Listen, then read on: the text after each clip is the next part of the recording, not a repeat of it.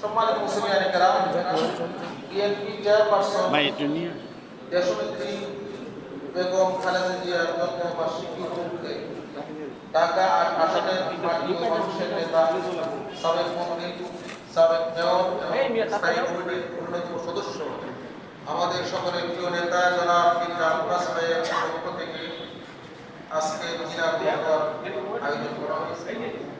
এখানে বিএনপি এবং তার উপসংগঠনের যারা উপস্থিত আছেন এবং মুসলিয়ানে কেরাম যারা উপস্থিত আছেন, কাকে দাঁড়াইছে তারা দিতেছে এরকম সিস্টেম।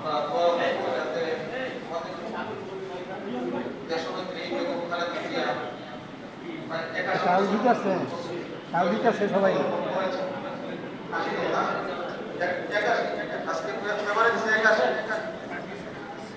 যেমন বয়স্ক মহিলা আল্লাহ তাআলা তাকে আয়ের রাখতে